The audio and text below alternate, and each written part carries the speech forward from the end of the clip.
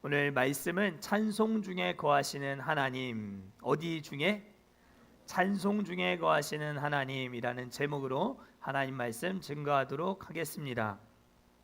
하나님은 사무엘 선지자를 베들레헴으로 보내셨고, 베들레헴에 살고 있던 이새의 집에 가서 8번째 아들인 막내 하찮은 존재라고 하는 히브리어 하카톤이라고 하는 그런 존재로 여겨지던 다윗을 사무엘 선지자가 딱 보고 바로 그가 바로 내 마음에 쏙 드는 자라 하시는 주님의 말씀을 듣고 그에게 바로 기름을 부어 왕으로 세우게 되는 장면을 우리가 살펴보았습니다. 그러나 사무엘상 9장에서 사울이 왕이 될 때와 16장에서 다윗이 왕으로 기름 부음을 받던 때의 모습은 아주 크게 차이가 나는 부분이 있다라고 했습니다. 사무엘상 9장에서는 누가 주도적인 역할을 했다 했죠? 사무엘이 비중이 큰 역할들을 한 반면 사무엘상 16장에서 다윗이 왕이 되는 과정 속에서는 하나님이 사무엘에게 하나하나 코치를 일일이 해서 이거 아니야, 이거 아니야, 이거 아니야 체크해서 세심하게 왕을 세워가는 부분에 있어서 하나님의 주도적인 역할이 아주 강하게 부각되고 있다라고 했습니다. 그러니까 하나님의 사람이 진정한 하나님의 사람으로 왕으로 세워지는 과정 속에 하나님은 자기의 파일을 이렇게 크게 남겨두시고 주관하시는 모습을 볼 수 있다라고 했습니다. 하나님의 선택과 기준은 세상과 같지 않았다라고 하는 것도 중요하다 했습니다. 사람은 어디를 보게 마련? 외모를 보게 마련이지만 나 여호와는 중심을 보느니라 라고 했지요. 하나님은 작은 일에 마음을 들이며 보이지 않는 저 들판에서 아버지의 양을 치고 있던 다윗에게 스포트라이트를 쫙 비춰주시는 이 하나님의 모습을 볼 수 있었습니다. 오늘 우리가 읽은 16장 후반부의 내용은 이 사울의 버림받은 사울의 비참한 상태가 어느 정도까지 심각한 수준이었는가 하는 것을 잘 보여주고 있습니다. 14절을 제가 다시 읽겠습니다. 여호와의 영이 사울에게서 떠나고 여호와께서 부리시는 악령이 그를 번뇌하게 한지라. 하나님의 영이 떠나가셨다라고 하는 것은 그 사람을 향한 하나님의 호의, 영어로 말하면 favor라고 하는데 이 호의가 떠났다. 그래서 하나님께서 그 사람을 향한 은혜를 거두어 가셨다라고 하는 뜻이 담겨 있다라고 볼 수 있습니다. 하나님의 영이 떠나갔다라고 하는 것은 그 사람을 향한 하나님의 선하신 뜻이 취소되었다, 거두어졌다, 그런 뜻이 있다라는 것이죠.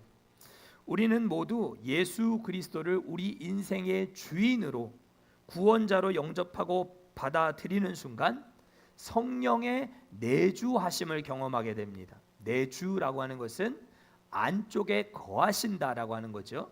성령의 내주하심을 통해서 우리는 성령의 인도하심을 받는 삶을 살아갈 수 있게 되는 것입니다. 예수 그리스도를 구주로 구세주로 영접하면 말이죠.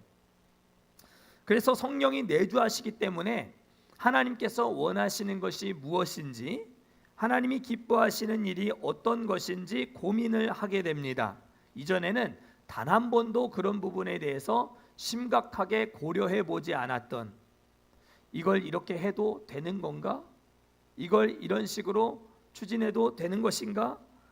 한 번도 고민해 보지 않았던 그런 일들이 우리의 기도 제목들이 되어져 가는 것은 성령이 우리 안에 내주하시기 때문임을 여러분들 믿으실 수 있기를 축복합니다. 그래서 성령께서 우리 안에 내주하심으로 우리는 날마다 조금씩 예수님을 닮아가는 삶을 살아가게 되는 것이죠. 여러분들은 예수님을 믿기 전에 옷 입는 것을 가지고 고민을 해보신 적이 있으십니까? 예수님을 믿기 전에 말하는 것을 가지고 고민해 보신 적이 있으십니까? 거기를 가도 되는지 안 되는지, 이걸 먹어도 되는지 안 되는지, 예수님을 믿기 전에 성령의 내주를 경험하기 전에는 이것저것 무분별하게 아무거나 입기도 하고 아무거나 먹기도 하고 아무데나 가기도 했던, 전혀 고민이 되지 않았던 우리의 삶이 있었을 것입니다. 그런데 성령이 우리 안에 거하심과 동시에 우리는 성령이 인도하시는 그 기뻐하시는 뜻이 무엇인지를 고민하게 되는 삶을 살아가게 됩니다. 이것을 두고 신학적으로는 sanctification, 성화라고 하는 것이죠. 성령이 우리 안에 거주하고 계시는 이상 우리 몸 안에서는 일종의 싸움, 전쟁이 벌어집니다. 죄의 법과 의의 법이 충돌하는 것이죠. 그러나 그 충돌이 우리로 성화를 가능하게 만드는 것입니다. 충돌이 없으십니까? 아무런 충돌이 없이 편안하게 신앙생활 하고 계십니까? 그건 성령이 내주하시지 않거나 떠나셨거나 예수님을 구주로 영접하지 않은 사람에게 나타나는 특징입니다. 그러니까 내 마음에 의의 법과 죄의 법이 충돌하는 사람들만 예수님을 구주로 영접하고 성령의 내주를 경험하며 살아가는 사람이라는 것이죠. 우리는 일평생 호흡이 닿는 순간까지 성화의 구원을 이루어 가야 되는 삶을 살아야 합니다. 그렇기 때문에 충돌을 불편하게 여겨서는 안 됩니다. 충돌이 우리를 거룩하게 변화시켜 나간다라고 하는 것을 여러분들이 믿으실 수 있어야 합니다. 문제는 충돌이 없이 신앙생활을 편안하게 하는 사람들이 여럿 보인다는 것이죠. 세상 앞에서도 좋은 것이 좋은 것이고 교회 안에서도 좋은 것이 좋은 것이라고 영적 충돌이 일어나지 않는다면 우리는 둘 중 하나임을 기억해야 합니다. 예수님을 제대로 영접할 수 있도록 도와야 하고 성령이 떠나가시지 않도록 기도해야 할 줄 믿습니다. 사울 속에 거하시던 하나님의 영이 사울을 떠나버렸습니다. 그에게는 이제 영적인 고민이 필요치 않습니다. 육신이 원하는 대로 사는 육체가 되어버렸습니다. 그래서 오늘 읽은 16장부터 사무엘상 마지막 장 31장에 이르기까지 그는 계속해서 사위 다윗을 죽이려고 하는 미친 사람 장인 사울의 모습으로 그 비참한 마지막 최후를 맞이하는 모습들을 우리가 볼 수 있는 것입니다. 하나님의 영이 떠나가 버린 사람, 육신의 원하는 대로 살아가는 이 육신의 방탕에 방임한 인생의 이 말년이 얼마나 이렇게 비참한 상황으로 이어지는가 하는 것을 우리가 볼 수 있는 것이죠. 그는 하나님의 영이 아닌 하나님이 부리시는 악령에 사로잡힌 채 살게 되었습니다. 사랑하는 성도 여러분, 여러분들의 마음속에 죄의 법과 의의 법이 싸우고 있으면 여러분들 잘 하고 계시는 것입니다. 그런데 싸움이 없다. 세상 가운데 들어갔는데 전혀 불편함을 느끼지 않는다. 그건 문제가 있는 것입니다. 성령의 음성에 귀를 기울이지 못하는 둔감함에 빠져 있을지도 모르겠다라는 생각이 드는 것이죠.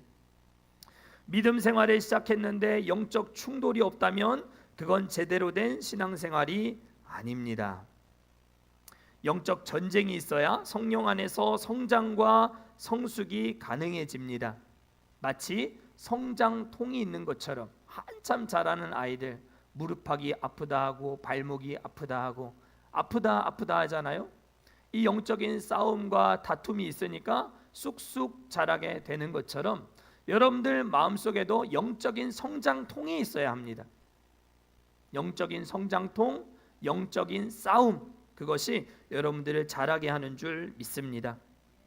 물론 처음에 신앙생활 할 때는 죄의 법이 의의 법을 이기는 날이 훨씬 많을 것입니다.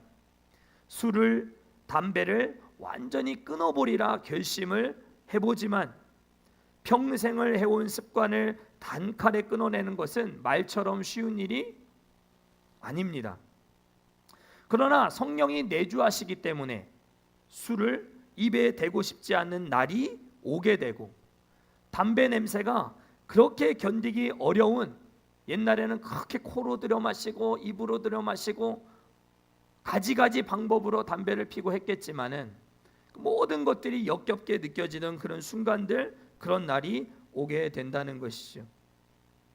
오늘도 술을 마셨네, 나는 끝났네, 이게 아닙니다.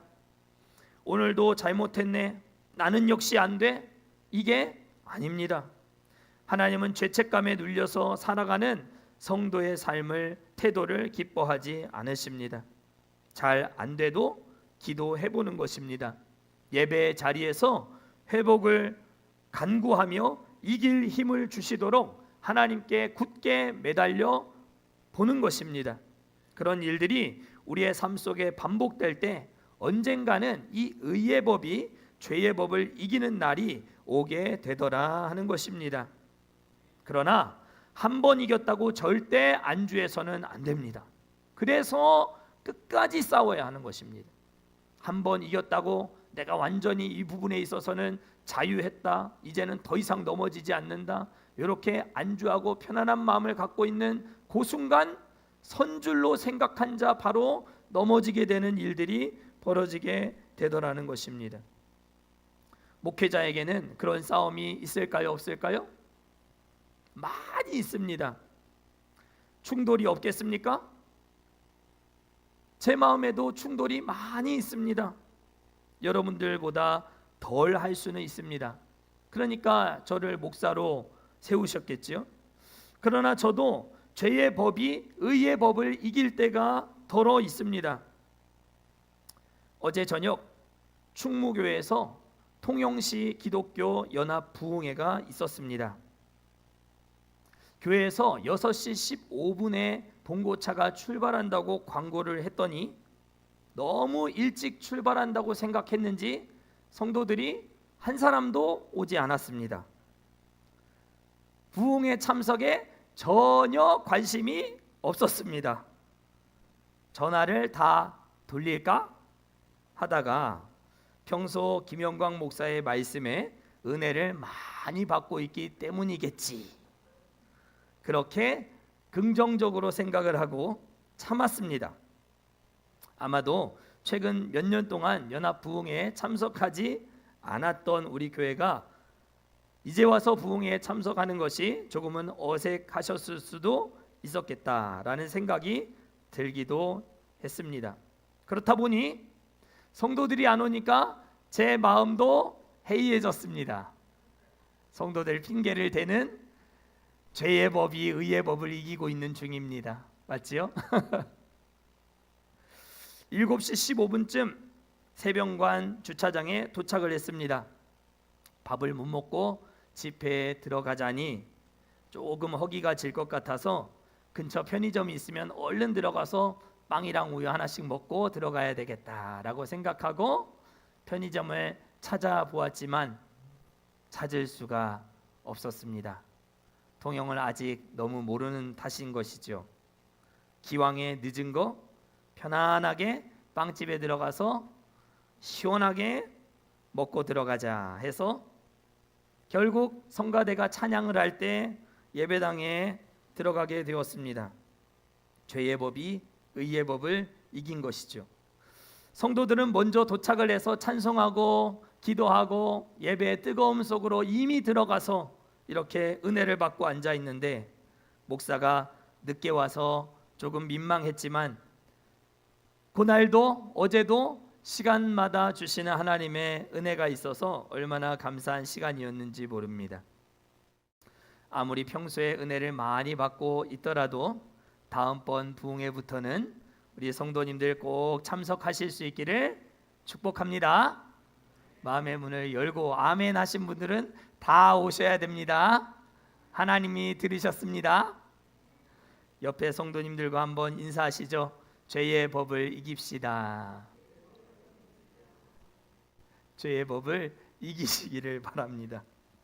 사울은 하나님이 부리시는 악령에 의해 깊은 우울감에 빠지게 되었습니다.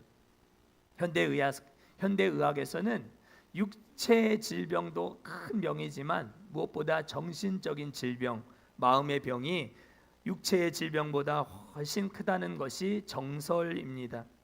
감정적인 통제가 잘 안 되는 것이죠. 불안, 분노, 의심, 무기력증과 같은 일들이 통제가 잘 안 되는 이 번뇌에 빠진 사울의 모습을 성경은 말하고 있는 것입니다. 그러니 자신도 고통스럽고 가까운 사람들도 다 그 우울증 환자들의 불평을 견디기가 어려우니 이 마음의 병, 정신적인 질병이 육체적인 질병보다 훨씬 중하다, 그렇게 보는가 싶은 생각도 들게 됩니다. 그런데 악령의 지배를 받게 된 사울에게 우울증 증세가 나타난 것, 그것은 바로 성령이 떠나가셨기 때문에 벌어진 일이었음을 성경은 분명히 밝혀주고 있습니다. 우리는 이 말씀을 통해서 한 가지 중요한 교훈을 얻을 수 있습니다. 사무엘상 10장 10절을 보면 사울이 왕이 될 때에 그에게 하나님의 영이 아주 강력하게 크게 감동했다. 하나님의 영이 그에게 크게 임했다라고 말하고 있는 것을 볼 수 있습니다. 그러니까 사울이 한때는 하나님의 신으로 충만한 때도 있었다라는 거예요. 그러니까 인생의 신앙의 여정을 살아가다가 성령의 충만함을 덧입고 하나님의 깊은 은혜 속에 머물고 정말 모든 것이 하나님 은혜 안에서 행복하고 즐거운 그런 신앙생활을 보낼 때도 있지만, 영혼에도 사계절이 있다라고 하는 말처럼 우리에게 추운 한파와 같은 겨울이 다가오는, 하나님의 영이 떠나가 버리는 그런 어려운 상황을 맞이하게 되는, 영적인 깊은 수렁, 침체에 빠지게 되는 순간도 얼마든지 있을 수 있다는 사실을 오늘 성경은 우리에게 가르쳐주고 있는 것입니다. 사랑하는 성도 여러분, 어떤 경우에도 안심하지 않으시기를 축복합니다. 악령은 하나님의 주권 아래에 있기에 그의 부리시는 졸개요 하수인이고, 하나님이 정해놓으신 이 경계선을 절대 넘을 수 없는 제한된 능력을 발휘하는 존재이기는 하지만, 그는 누구든지 사울을 넘어뜨린 것처럼, 하나님의 영에 크게 감동했던 사울을 한순간에 이렇게 넘어뜨렸던 것처럼, 여러분들 자만하고 있을 때 악령은 얼마든지 여러분들도 흔들 수 있는 존재임을 여러분들이 인정하시고 늘 영적 경각심을 가지시고 기도하는 여러분들 되실 수 있기를 축복합니다.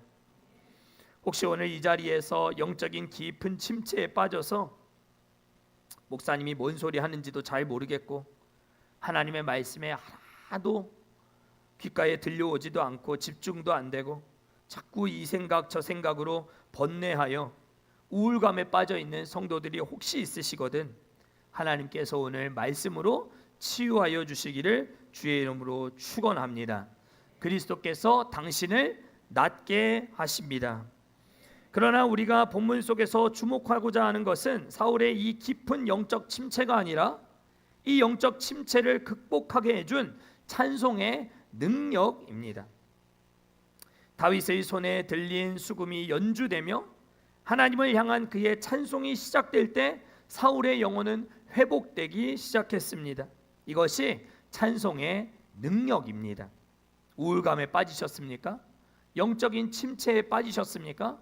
찬송의 깊은 은혜의 자리로 나아가실 수 있기를 축복합니다.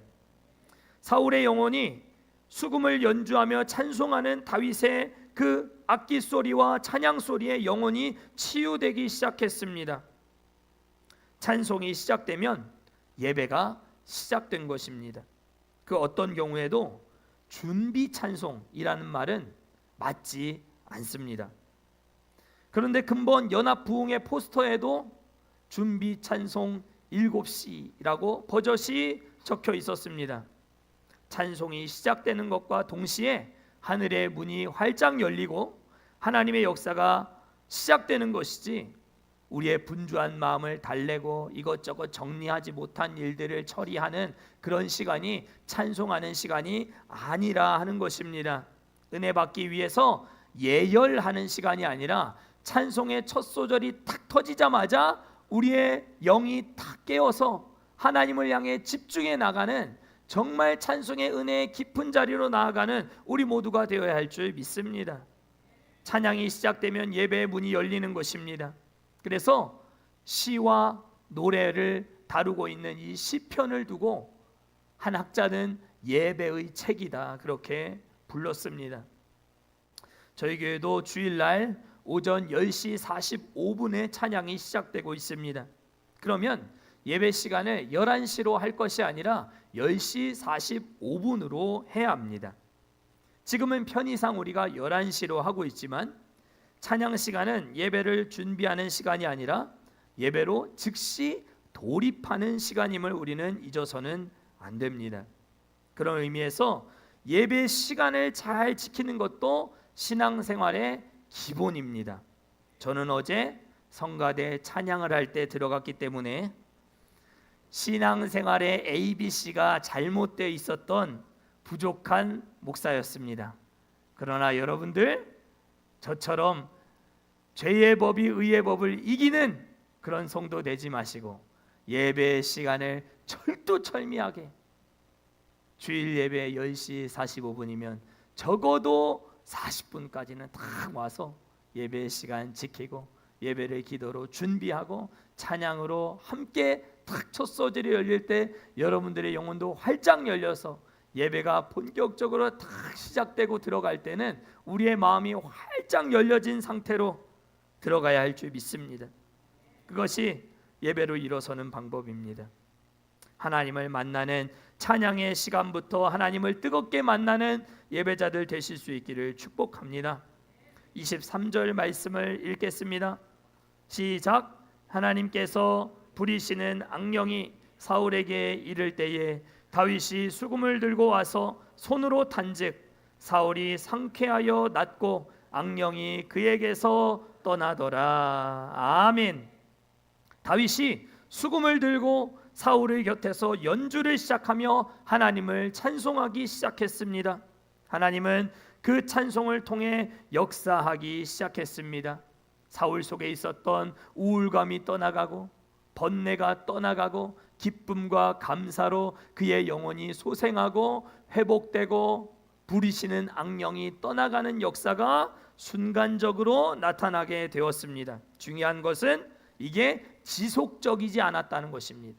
순간적인 역사였다라는 것입니다.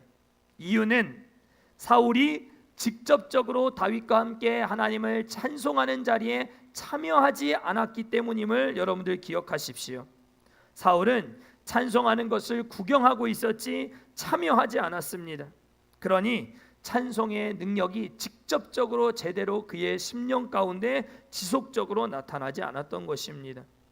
그가 다윗과 같이 계속해서 그의 찬양에 한 마음으로 신령과 진정으로 하나님을 높이고 경배했더라면 그는 절대로 사위의 목숨을 앗아가기 위해서 미친 사람처럼 돌아다니는 그런 비참한 생을 마감하지 않았을 것입니다.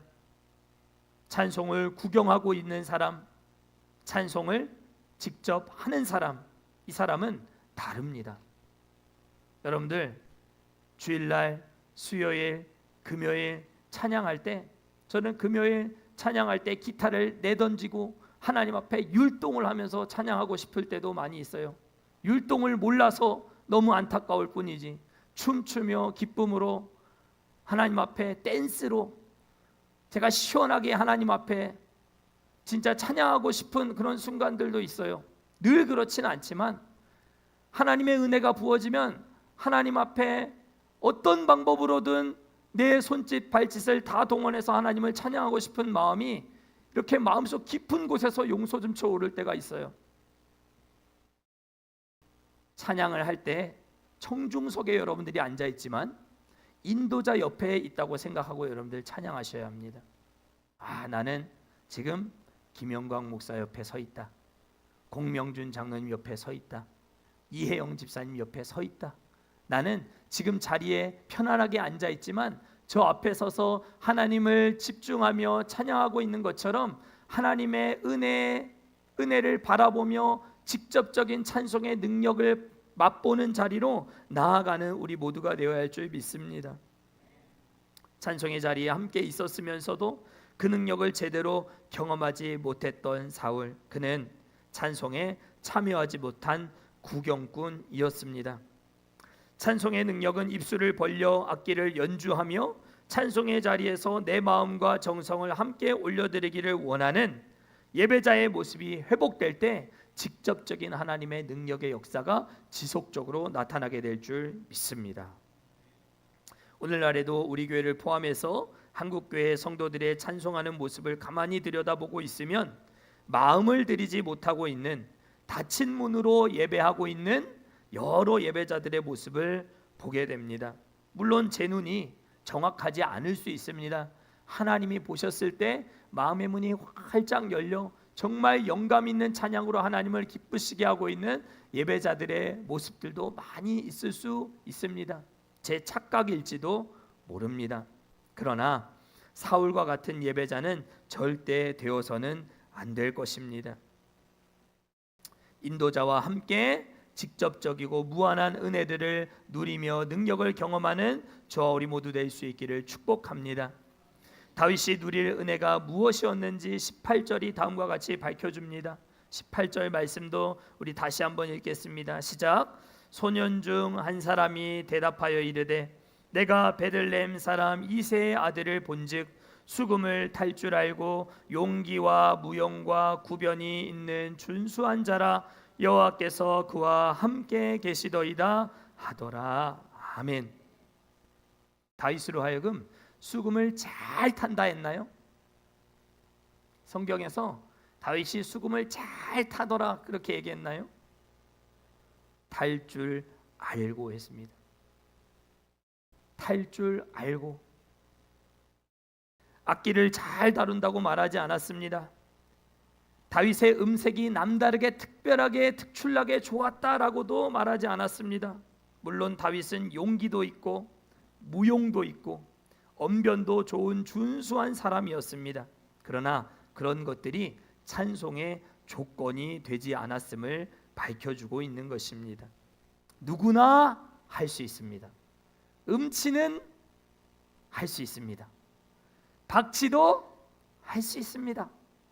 하나님 앞에 찬양하는 건 꼭 박자도 꼭 맞아야 되고 음도 꼭 맞아야 되고 고음을 탁 내지 못하면 드랍 떨어져야 돼, 내려가야 돼, 못해야 돼. 이게 아닙니다. 하나님을 찬양하는 일에 있어서는 수금을 탈 줄 알고 하는 것처럼 하나님의 은혜 앞에서 목소리를 내어 하나님을 찬양할 수 있는 사람이면 누구든지 할 수 있는 일이 찬양인 줄 믿습니다. 사울의 악령을 몰아낼 수 있었던 능력은 다윗에게서 나온 특별한 찬양 때문이 아니었습니다. 감미로운 연주 때문도 아니었습니다. 그러면 무엇 때문이었는가? 찬송 중에 거하시는 하나님 때문이었다라고 성경이 말씀합니다. 다윗의 찬양 중에 하나님이 강력하게 임재하셨기 때문에 악령이 떠나갔다라는 것입니다. 다윗의 찬송에 하나님이 함께 계셨습니다. 그래서 사울의 악령을 순간적으로 몰아낼 수 있었던 것입니다. 사울과 같은 구경꾼 예배자, 찬양하는 사람 되지 마시고 찬양하는 인도자들 멀뚱멀뚱 구경하고 잘하고 있나, 박수는 잘 맞추고 있나, 오늘 무슨 옷을 입고 왔나, 이런 것만 보고 있지 마시고 여러분들이 할 수 있는 한 최선을 다해서 첫 소절부터 여러분들의 마음이 활짝 열려져서 하나님 주시는 찬송의 능력이 여러분들의 삶 가운데 쏟아져 여러분들을 우겨싸고 있는 하나님 부리시는 악령의 역사가 여러분들의 영혼을 엄습하지 못하도록 하나님 깨어있는 여러분들 되실 수 있기를 주의 이름으로 간절히 축원합니다.